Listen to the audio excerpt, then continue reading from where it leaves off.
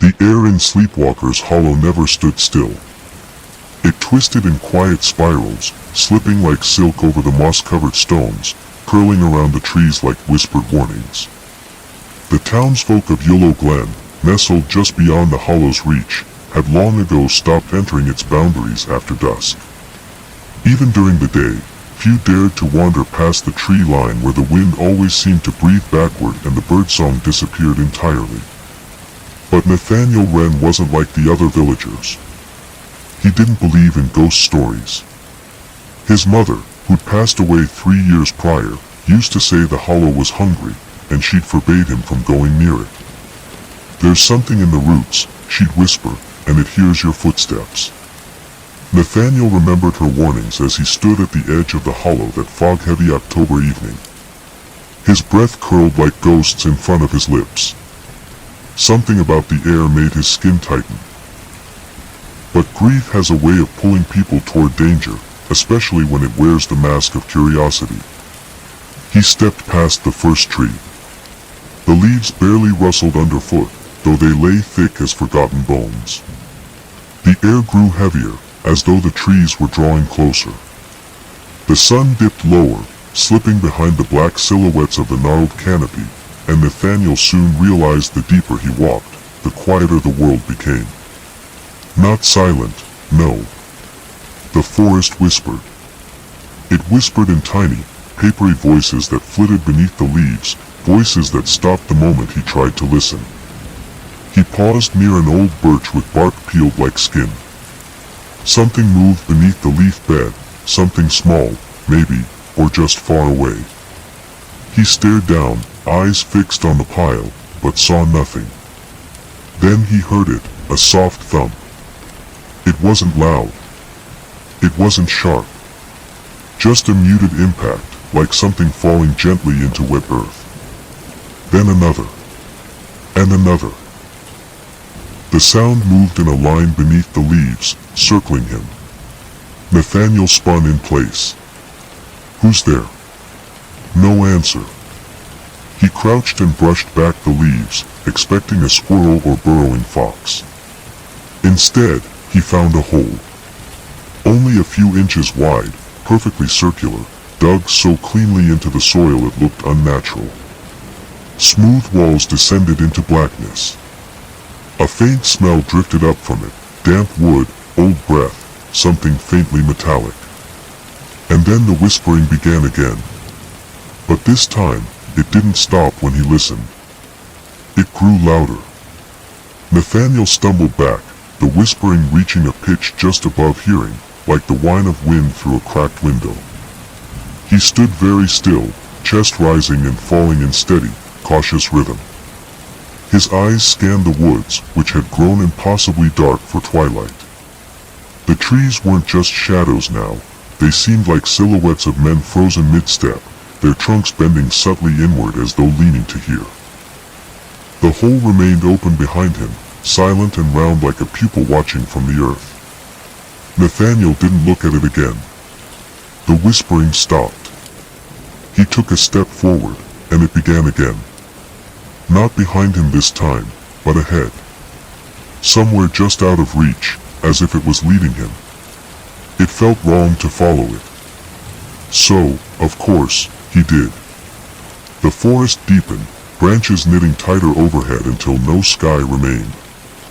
The path beneath him shifted from dry leaf and moss to slick stone and root, and he realized he wasn't sure where the trail had gone, or if there had ever been one. But the whisper always stayed just ahead. Sometimes it broke into words, words he thought he recognized but couldn't place. Familiar syllables uttered in unfamiliar voices. His mother's voice once, or something that wanted him to think it was hers. The air grew colder. A structure emerged through the dark trees. It was an arch. Ancient, vine-wrapped, and made from stacked stones so dark they appeared to drink in the dim light. Carvings marked each stone, faint spirals and crude stick-figure glyphs, their arms raised toward the center of the arch. Beneath it, a narrow set of stairs descended into the earth. Nathaniel stopped. Everything in him screamed to turn around. But the whisper didn't wait anymore. It began descending the stairs without him. He heard each soft footfall, as if the sound was coming from inside his own skull. Drawn by something he couldn't define, grief, loneliness, maybe the promise of answers, he crossed the threshold. The moment he passed beneath the arch, something shifted. The temperature dropped to a biting chill, and the forest behind him blurred, like a painting viewed through warped glass. His breath came out in thick clouds now, and the darkness ahead felt wet, like it clung to his skin. He descended slowly, each step echoing slightly as stone gave way to something older beneath. And then the smell hit him, decay, but not the kind that comes from animals or rot. It was older than that. Earthy, metallic, sweet in the most sickening way. The whispering had stopped again. Only the drip of unseen water echoed in the gloom now. At the bottom of the stairs, he emerged into a chamber. The ceiling arched like the inside of a ribcage, stone bound together by long strands of something fibrous and pale. At the center of the room, a circular pit yawned open, much like the one he'd seen above ground, but wider. Deeper. Hungrier. A low hum came from it, not mechanical, but alive. He stepped closer. And something inside the pit opened its eyes. They were not human eyes, not even close. There were too many of them, clustered in chaotic patterns like fungus on wet stone. Some were the size of a pinhead, others as large as clenched fists. All stared unblinking, wet and glistening, set into the impossibly black void at the pit's base. They did not glow. They did not blink. But they saw. Nathaniel froze, his breath catching in his throat, his muscles rigid with the primal dread that only comes when something impossibly old looks directly at you. The chamber around him seemed to pulse, ever so slightly, like a throat swallowing slowly. Then, the whispering began again. But this time, it came from every direction. From behind the walls. From the pit. From inside his own head. He gripped the stone edge of the well as his knees buckled beneath him. 1,000 voices echoed in that hollow space, but they did not scream or howl, they soothed. They cooed. They called him by name. Nathaniel. Nathaniel, come down, it's quiet here. Your mother left the door open for you. His hands began to tremble. He didn't remember moving closer to the pit's edge, but he was nearly leaning over it now, the humid breath from below rising against his face like steam from a fresh grave. Inside, the eyes watched in silence. Something moved below them, just out of sight. A slither. A ripple through the black. Not sharp, not aggressive. Just, waiting. Nathaniel. He jolted. That voice was hers. His mother's. Soft. Firm. Warm in a way that no memory could fake. He turned around. The chamber was empty. But on the far wall, half hidden in the shadows and bleeding moss, there was a door. A wooden one, low and crooked, with rusted hinges and a rope pull in place of a handle. He was certain it hadn't been there when he first entered. The voice came again, right beside his ear. Don't keep me waiting. He stumbled away from the pit, eyes never leaving its watchful surface, and crossed to the door. His fingers hesitated just inches from the rope pull. It was damp. Slick. It felt more like skin than rope. The chamber shuddered slightly. Not an earthquake, just a shift. A breath inhaled, drawn deep into whatever ancient lungs powered this underground place. He pulled the rope. The door creaked open with an agonizing moan. On the other side, there was not another room. There was a hallway of mirrors. No walls. Just standing mirrors as far as the eye could see, edge to edge, reaching up and up until they vanished into darkness. Each one slightly different, some with silver frames, some blackened by soot, others cracked like ice after a hard winter. He took one step inside, and the door behind him slammed shut. He turned, too late. The chamber was gone. The pit. The whispering. The eyes. Only the mirrors remained. Each reflection of him was wrong. In one, he was older. In another, soaked in blood. In a third, his mouth moved, but the real Nathaniel said nothing. Then all the reflections smiled at once. Not a friendly smile. A knowing one. A hungry one. Nathaniel stumbled backward, nearly colliding with a mirror behind him. The glass was cold against his back, too cold. It wasn't just the absence of warmth, but a living cold, a crawling, intelligent chill that sank into the bones like regret. He turned and pressed his palms to the surface. His reflection didn't move. The man in the mirror stood still, arms at his side, lips parted in a silent grin. His eyes were fogged with gray, as though the soul behind them had drifted away long ago. Nathaniel blinked. The reflection didn't. The grin widened. A distant sound echoed through the mirror hall, a slow tapping, like footsteps in thick mud. Not steady, not human. A wet dragging noise followed each step, and it came from somewhere deep within the maze of glass. Nathaniel began to move, not running, but walking fast, weaving between the towering mirrors, his boots crunching over unseen debris on the floor. Every few steps, he glanced to his sides. Each reflection changed. In one, he was burning. In another, he had no face. In several, he was not alone. Something tall and thin stood just behind him, too far back to identify but always there. The hallway wasn't straight. It coiled. It dipped downward in a slow spiral, mirrors angling slightly inward as though leaning to trap him in their gleaming arms. He tried to find an end, an opening, a crack, anything, but the mirrors simply continued, their reflections warping more with each step. Soon, he began to notice words etched faintly into the corners of the frames. Names. Some in languages he didn't recognize. Others more familiar. One frame bore the name Eleanor Wren. His mother. He stopped in front of it. This mirror was taller, its frame wrapped in something that looked like brittle rope but felt like old hair. The glass was darker, like the surface of deep water, but his reflection was still there. Only, it wasn't him. It was her. She stood in the glass, her head tilted, skin pale, eyes the color of worn-out graves. Her mouth moved, but no sound came. Nathaniel leaned closer, forehead brushing the glass. Mom. Her lips kept moving. Then stopped.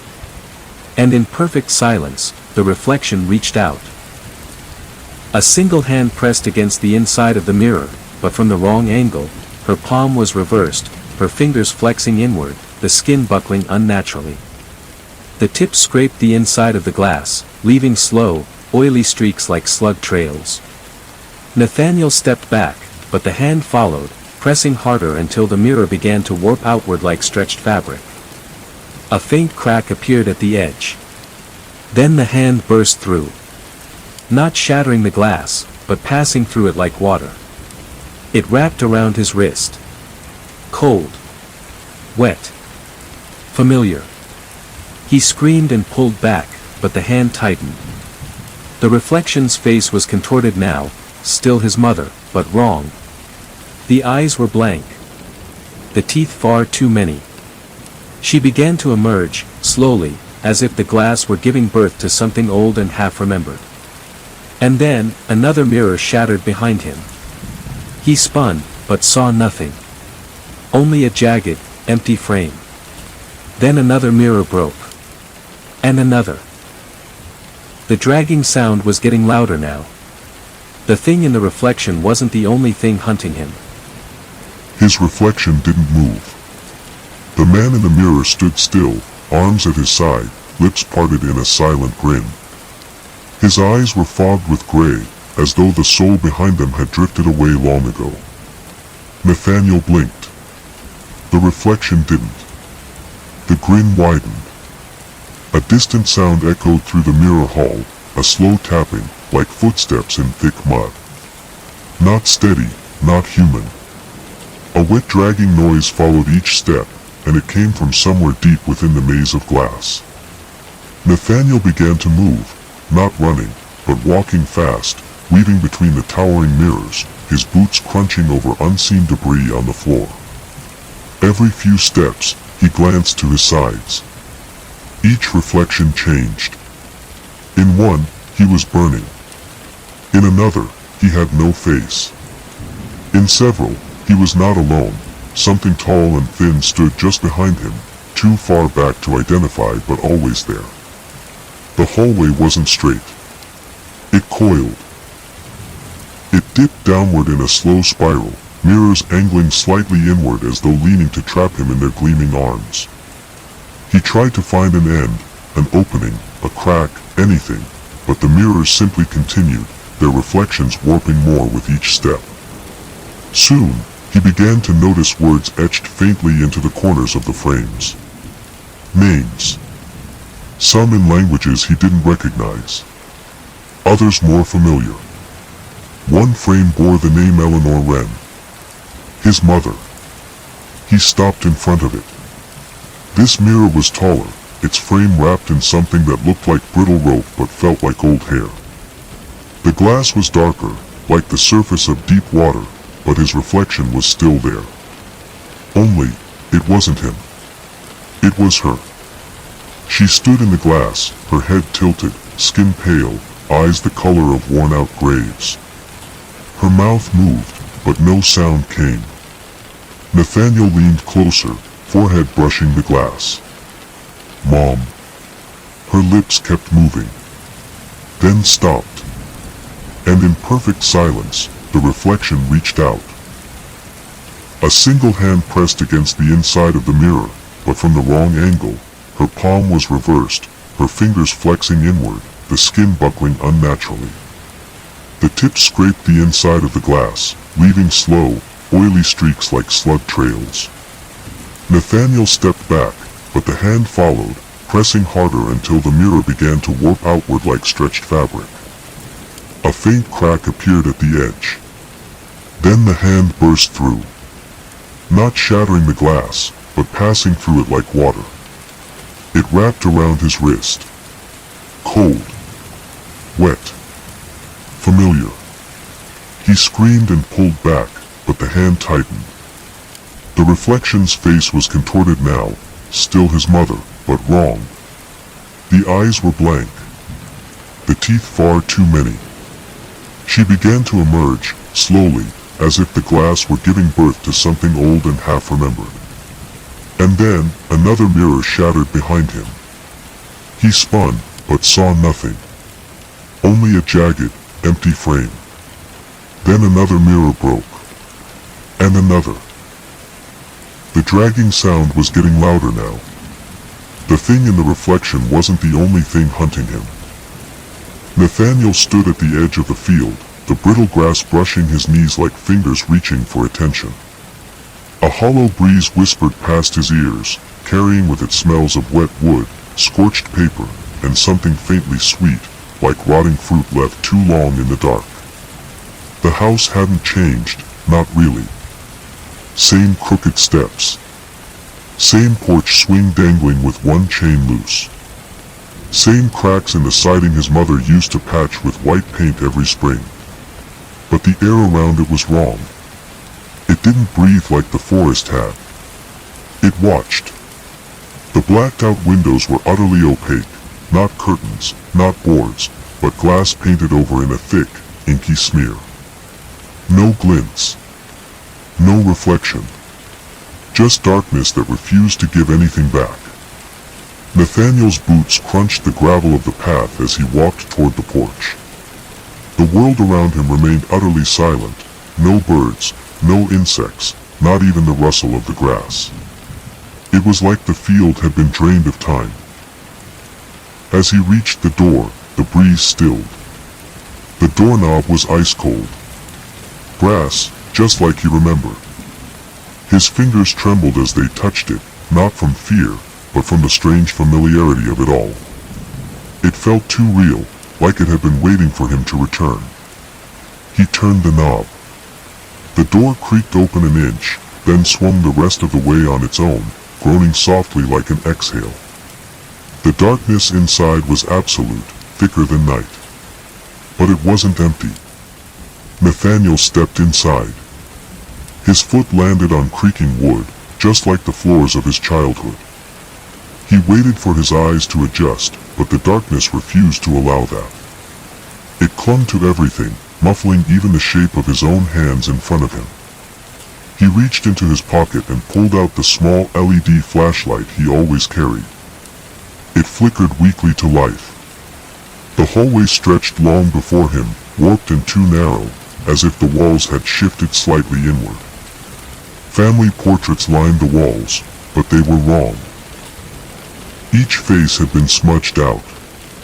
Not scratched, not torn, smeared, as if something had dragged long fingers across wet paint. He stepped forward. The floor groaned with each step, as if complaining. To the right was the living room. He glanced in briefly. The furniture was where it always had been, the coffee table, the old corduroy recliner, the couch with the broken middle cushion. But every surface was covered in dust thick enough to write in. A trail of drag marks crossed the floor and disappeared under the rug. He didn't lift it. Not yet. He kept walking. To the left, the kitchen. The linoleum tiles were warped, blistered with heat, and the fridge buzzed faintly even though the lights were off. The sink was filled with what looked like dark water, or maybe not water at all. Bubbles occasionally broke the surface, but made no sound. Then, footsteps. Upstairs. 2. Then 3. Slow. Measured. Someone, something, was moving above him. Nathaniel froze at the foot of the staircase. "Mom," he called out, instantly regretting it. There was no answer. But the house reacted. The bulb above him in the hallway flickered once, then popped. The air tightened. And then he heard a voice from upstairs. A child's voice. But not one he knew.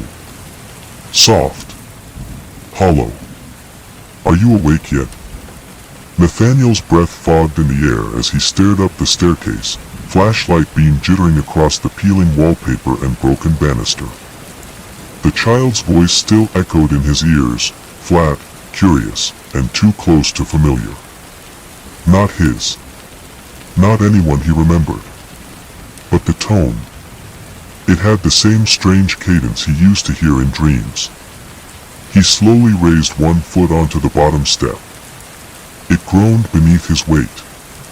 The second step didn't creak at all.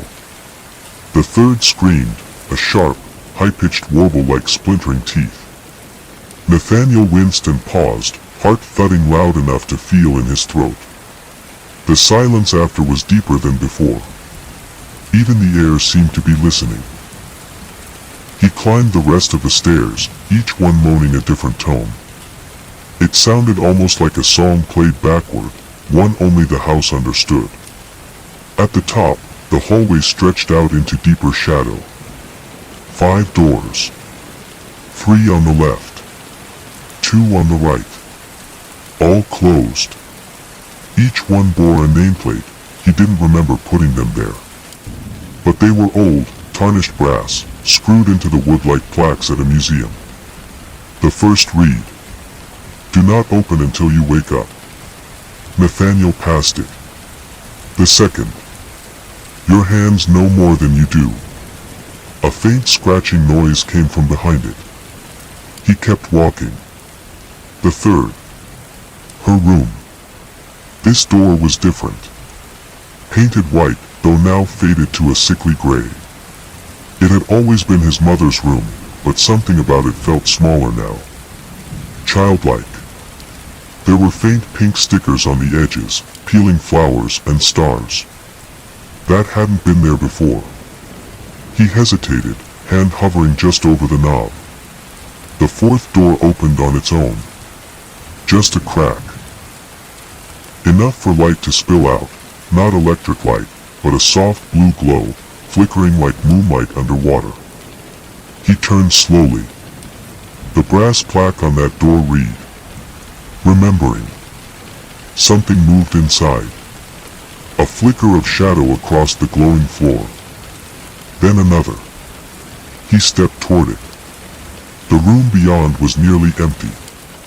Just a twin-sized bed, a dresser, and hundreds, maybe thousands, of drawings taped to every wall. Childlike scribbles in crayon and charcoal, smeared with streaks of red and gray. Most were of a man. Tall. Faceless. Watching. Some had captions. "He lives in the cracks. He wears the skin of others. Don't forget the sound of mirrors." Nathaniel's gaze dropped to the floor. A single sheet of paper had been left out in the center of the room. A drawing. Of him. But in the sketch, his mouth had been stretched unnaturally wide, arms drawn too long, fingers touching the edge of the page like they wanted to crawl free. Behind his paper self stood a smaller figure. A girl.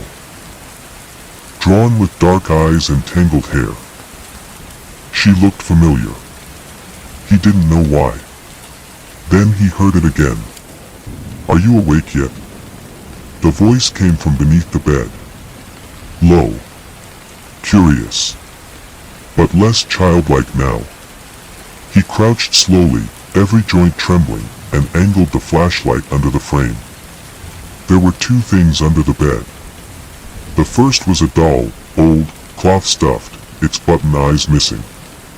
It was sewn to the wooden slats with red thread, as if someone had tried to keep it from crawling away. The second was a face. Not a full body.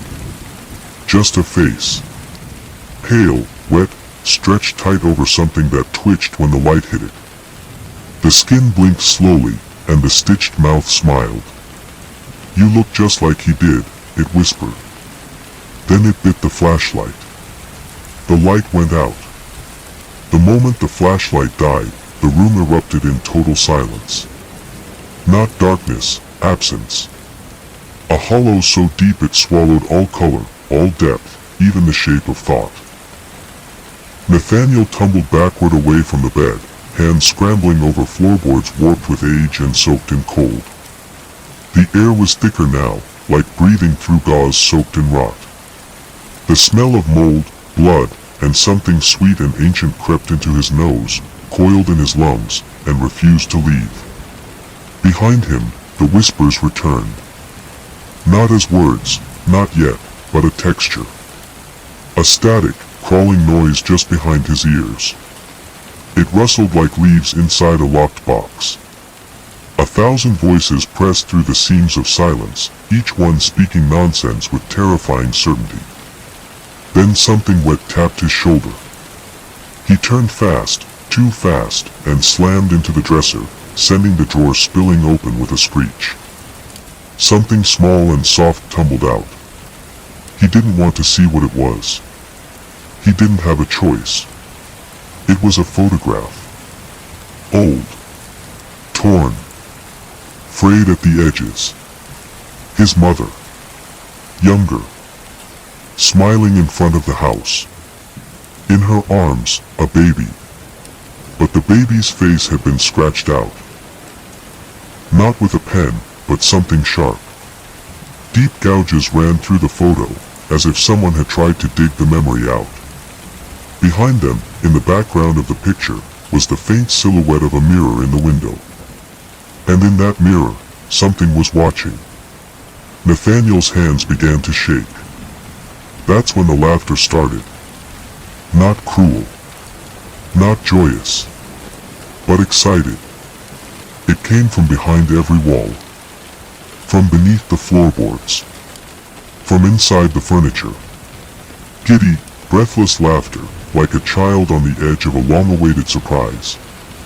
A soft thump came from the hallway. Then another. The house was breathing again. The fifth door, still unopened, began to creak. Just slightly. Its plaque read, "The one who stayed."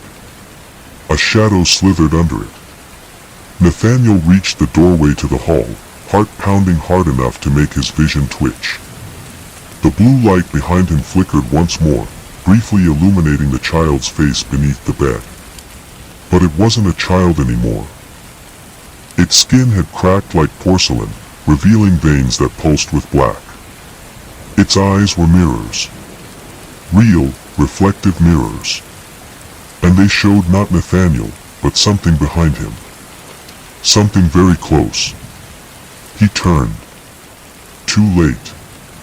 The tall thing stood in the hallway now, just outside the room. It had no face. No mouth. Just long arms that dangled below its knees, fingers that clicked softly against the walls as it moved. Its skin was colorless, like water that had forgotten how to reflect light. It didn't walk. It glided. And it was moving toward him. Nathaniel ran, not away, but through the thing, a gamble born of panic. It passed over him like smoke that screamed in silence. His skin erupted in cold, his breath vanished from his lungs, and every thought he'd ever had tried to flee his body all at once. He hit the staircase. Tumbled. Cracked his ribs. Felt blood rise in his throat. But he didn't stop. He crawled toward the front door. The hallway was longer now. The house had changed. Behind him, the mirrors began to form again, sprouting from the walls like thorns. And in each one, Nathaniel saw himself at different stages of dying. Some slow. Some screaming. One, smiling. And beside him, always, the tall thing. Waiting. Nathaniel dragged himself down the hallway, every breath hitching in his throat, ribs aching like splintered branches. The walls around him pulsed, not visibly, but perceptibly, like lungs inflating with something thicker than air. The floorboards no longer creaked but whimpered, each one crying beneath his palms as he scrambled forward. The front door was close now. He could see it at the end of the corridor, warped slightly, the brass knob glinting in the dimness like a buried tooth. The house didn't want him to reach it. That much was clear. Because now the hallway moved. Each time he blinked, it got longer. Each time he looked away, the door shrank smaller. The tall thing behind him didn't hurry. It didn't need to. Nathaniel crawled faster. The mirrors kept forming along the walls, emerging like teeth from gums. Each reflection was worse than the last. In one, his spine jutted from his back like a broken staircase. In another, his head lolled sideways, mouth sewn shut. His fingers bled into the floor in the next, rooting downward like tree roots too stubborn to die. But the worst came when he saw one mirror with no reflection at all. Just a black void. And in that one, he felt something looking out at him. The front door was only a few feet away now. He reached for it. The handle was warm. It pulsed beneath his fingers like flesh stretched too tight over bone. He gritted his teeth, wrapped his palm around it, and twisted. Click. Unlocked. Nathaniel flung the door open. But behind it was not the outside. No porch. No stars. No field. Just a room. One he knew. His bedroom. As it had been when he was 10 years old. Blue sheets with little astronauts. Glow-in-the-dark stars stuck to the ceiling. A night light in the corner glowing faint green. His bookshelf lined with well-worn stories about monsters and buried treasure. Everything looked normal. Except for one thing. There was someone lying in the bed. small, still, facing the wall. The sheets rose and fell with slow, steady breathing.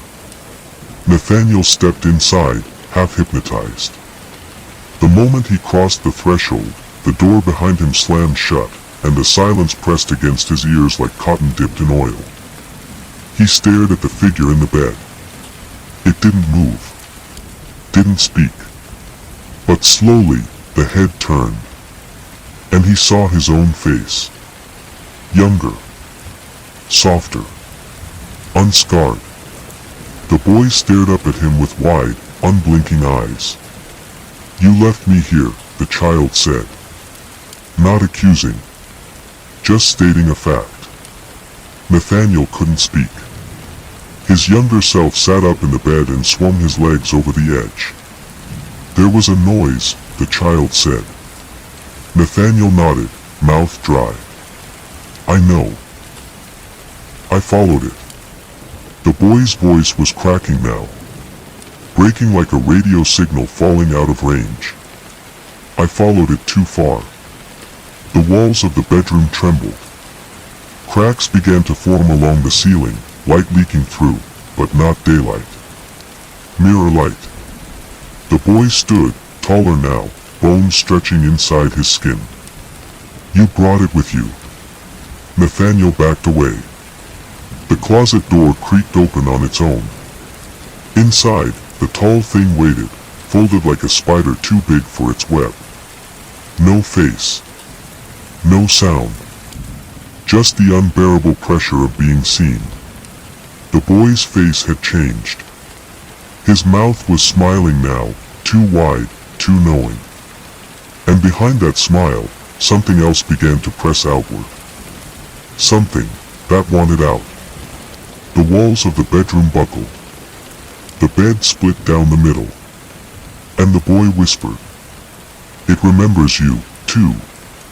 The air inside the bedroom fractured like glass under pressure. No sound. No explosion. Just a rupture. The glow-in-the-dark stars peeled from the ceiling one by one, fluttering like dead leaves to the floor. The light bleeding from the ceiling cracks poured in heavy and thick, illuminating the wallpaper, the dresser, the crooked bookshelf, and they all began to peel away, layer by layer, like old skin. Nathaniel stumbled back as the boy, his boyhood self, or whatever wore that shape, took a step closer. Its body stretched unnaturally now, joints clicking softly. The smile on its face never wavered.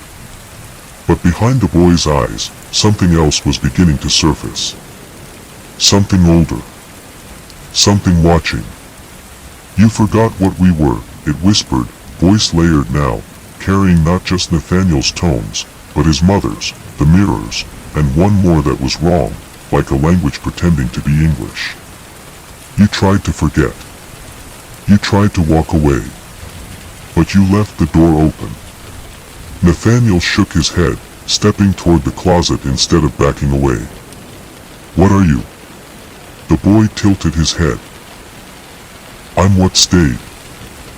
He didn't speak again, but his form continued to unravel. His hands unzipped at the wrists, fingers bending outward like the petals of a dying flower. Beneath the skin, dozens of smaller fingers writhed, gray and slick, twitching against the inside of his flesh. The bedroom was shrinking. The walls contracted inward, warping the furniture, stretching the ceiling until it cracked like a shell. The air grew sharp, metallic, humming. It had the weight of a scream held for too long. Then the closet door split open wider. The tall thing unfolded. Its limbs brushed both sides of the room. Its head, faceless and smooth, dragged along the ceiling like a wet sail. Its arms dangled, jointless and boneless, until they snapped upward with a sudden, horrible precision. Nathaniel backed into the corner. And the tall thing spoke. But not aloud. Its voice tore through the inside of his skull like a blade made of memory. "You are still sleeping." Nathaniel fell to his knees, clutching his head. "This place is made of you. The light in the room inverted. Shadows became brilliant and the glow turned black. The closet, the bed, the boy, the furniture, everything folded inside out as if reality was being rewound in reverse. And then, a door appeared in the wall behind him. Plain. Wooden. Familiar. The door from the hollow. The one in the pit.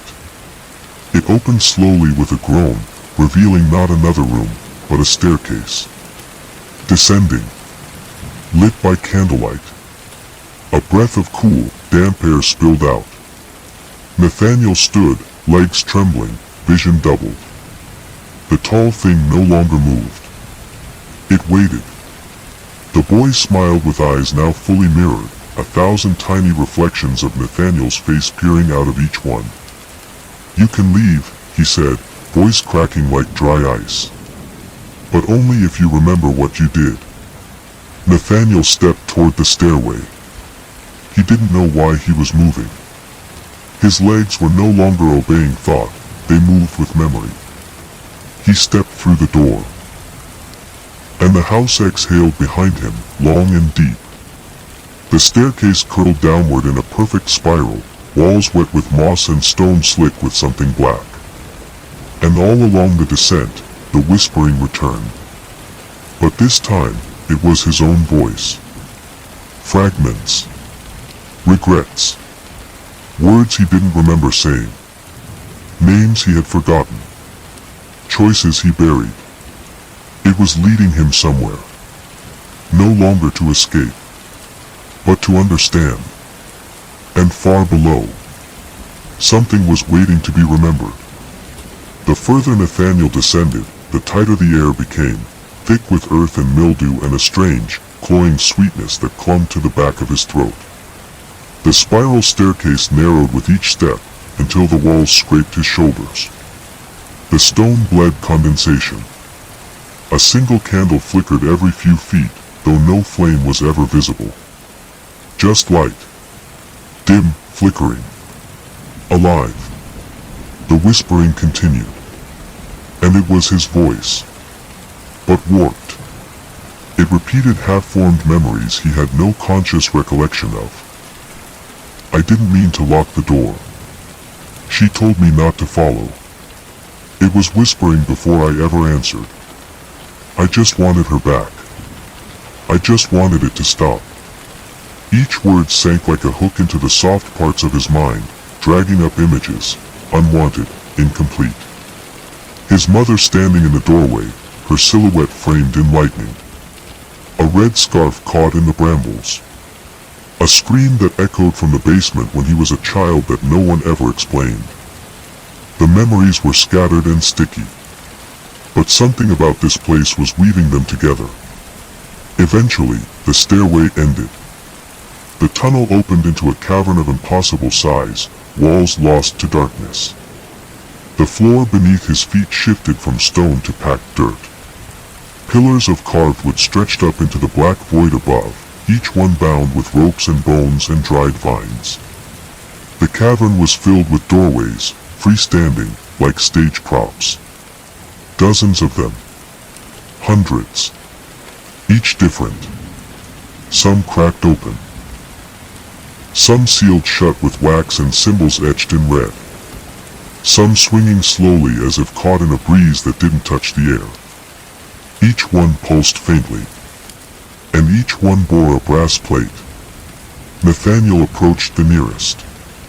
The first lie. Beyond the door, a hallway in his childhood home. The moment his mother asked him, "Did you hear it too?" and he said, "No." He walked to another. The unmarked grave. Beyond that door, the woods. Him, digging. Crying. Something wrapped in a towel. His breath caught. He didn't remember burying anything. He moved quickly now. The door you locked. The word you said. The night you let it in. Each door was a memory, fractured, distorted again. But each pressed on his brain like an old bruise being uncovered. They weren't just events. They were choices. And behind every door, the same feeling lingered. It was always watching. At the far end of the cavern, one door stood taller than the rest. Twice his height. Made of bone-white wood, its surface scarred by hundreds of finger scrapes and deep gouges. It had no handle. But it breathed. Not a metaphor. The door inhaled, its frame expanding subtly, and exhaled, releasing a sound like wind blowing over teeth. Nathaniel approached it. The brass plate on this one simply read, "The truth." As he stepped closer, the whispering stopped. All at once. No wind. No voices. Just the silence of anticipation. The door slowly creaked open, not pushed, not pulled. It yielded. Inside was a bedroom. Not a distorted one. Not haunted or inverted. Just plain. Wooden dresser. Old radio. Dusty carpet. A twin bed. A rocking chair. And in the chair sat a woman. His mother. As he remembered her before she got sick. Before the hollow. Before everything. She didn't look at him. Didn't speak. Just rocked. In her lap, she held something wrapped in faded linen. A bundle. Too small to be a child. Too long to be anything else. Nathaniel's breath caught. His legs stiffened. His mother began to hum. A lullaby. Slow. Haunting. One he hadn't heard since he was small enough to forget it in daylight, but never in dreams. And then, without looking at him, she whispered, "It wasn't your fault, until you let it stay." Nathaniel stepped forward. The bundle moved. Just slightly. And beneath the linen, something opened its eyes. The thing in the bundle blinked once. Nathaniel saw it. A single, wet, glassy eye, too large for something so small. Its iris shimmered like a black pearl dipped in oil, reflecting 100 versions of him from impossible angles. Not just who he was now, but younger, older, fractured, screaming, laughing, some burning. The bundle shifted again. His mother kept rocking. She still wouldn't look at him. Her hands moved with mechanical care across the linen, stroking the shape gently, almost lovingly. Her face was peaceful, but the corners of her eyes were soaked, and the skin around her mouth twitched like someone trying not to remember. "I told you not to follow," she whispered. Nathaniel stepped closer, breath shallow. "What is that?" Her fingers paused. The bundle gave a soft, muffled cry. It wasn't a baby's cry. It was higher. Thinner. Too old. Like something remembering what it was supposed to sound like. She finally turned her head to look at him.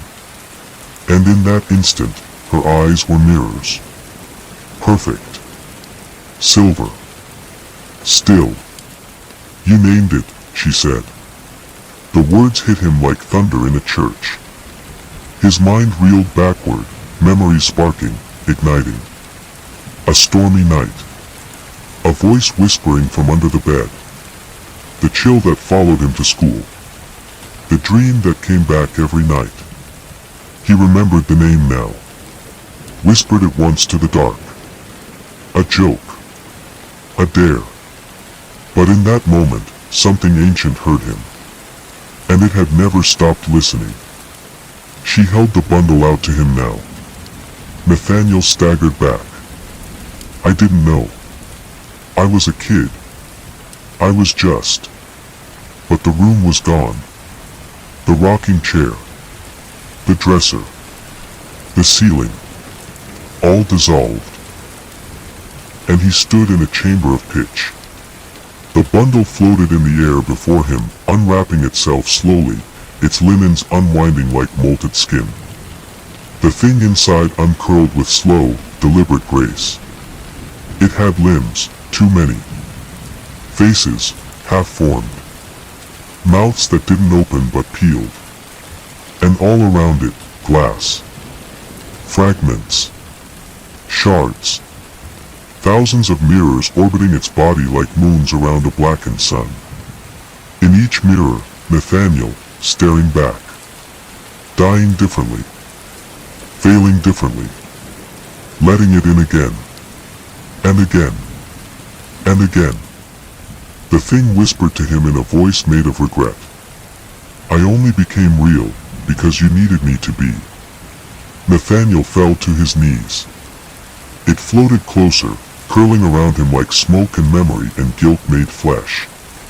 You gave me shape. You gave me rules. You gave me your mother's voice. And then you forgot me. It wrapped around him, not to crush, but to comfort. To embrace. It felt warm. Familiar. Like his old blanket from childhood. Like the lullaby his mother used to hum when he was scared of the dark. And as it coiled tighter, he understood. This thing had never come from the hollow. The hollow had come from it. And it had come from him. He was its cradle. Its architect. Its promise. And all it had ever wanted was to be remembered.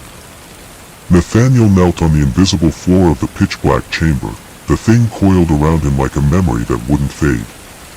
Its many faces blinked in and out of existence, never solid, never still. It wasn't real in any way the waking world would understand, yet it pressed against his ribs, his neck, the base of his skull with suffocating tenderness. And in his head, it whispered, I was born from your fear. A ripple passed through its body. Mirrors flashed. A memory.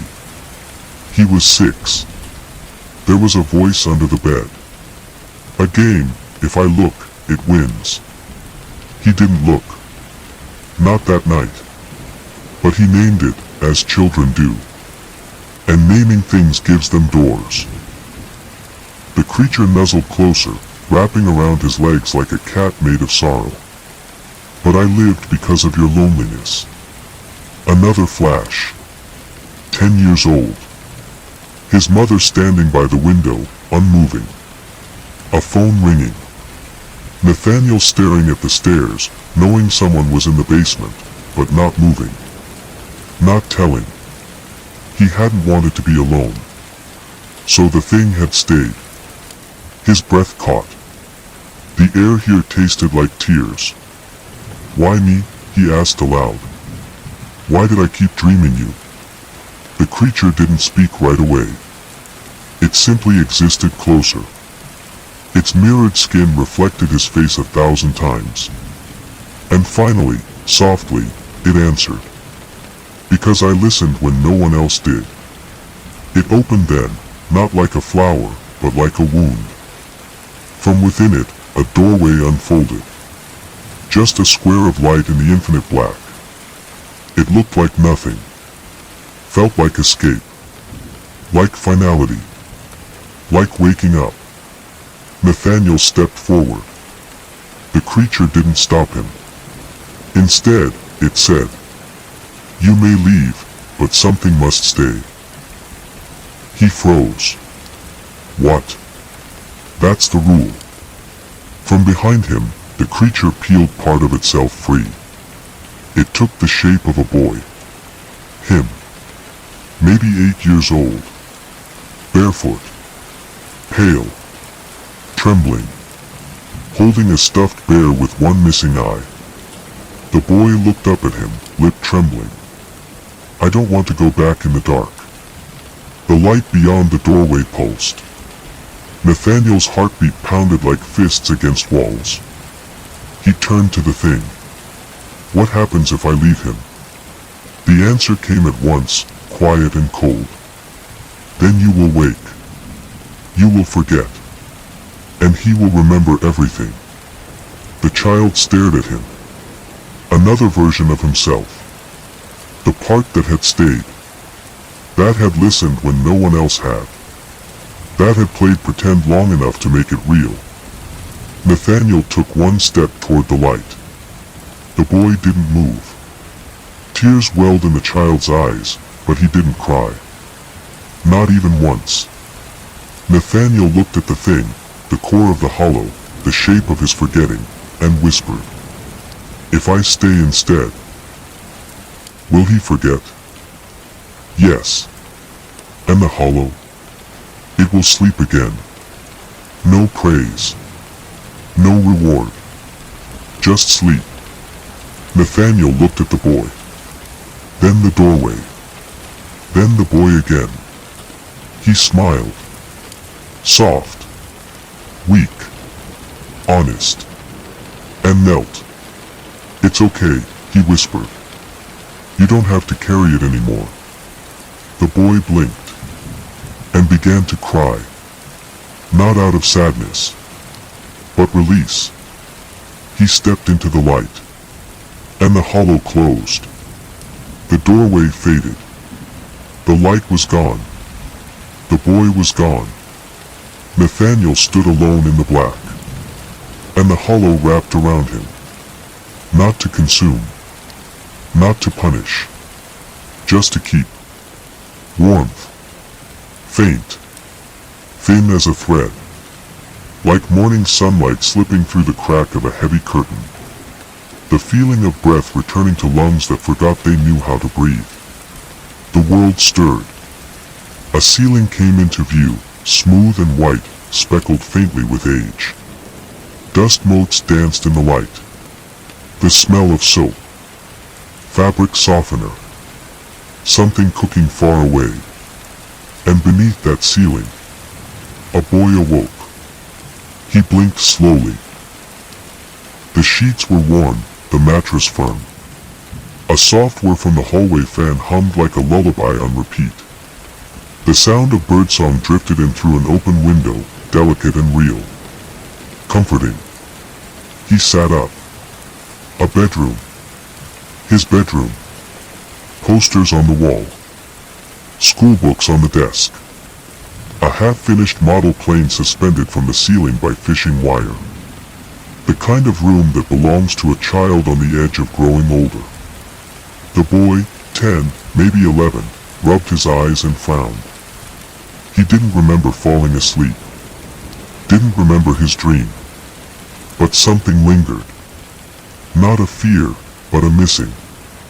Like waking up from a story that didn't have an ending. A knock came from the hallway. Soft. Familiar. "Sweetheart," a woman's voice called. He recognized it instantly. "Breakfast is ready." "Coming," he said, though his voice cracked slightly from disuse. He swung his legs out of bed. His toes curled into the carpet, warm from the morning sun. The door creaked as he opened it, and down the hallway, the smell of pancakes waited like a promise. But just before he stepped into the light, he paused. A mirror hung on the wall beside the door. It caught his reflection. Mostly normal. Except for one thing. There, just behind him, almost hidden in the folds of shadow. A tall figure. Not fully formed. Not threatening. Just watching. The boy blinked. It was gone. He stared for a moment longer. Then shook his head and went downstairs. And beneath the house, buried deep in the roots of memory, far beyond the edge of dreams, the hollow breathed. Not awake. Not gone. Just waiting. Because one stayed. And that's all it ever needed. Just one.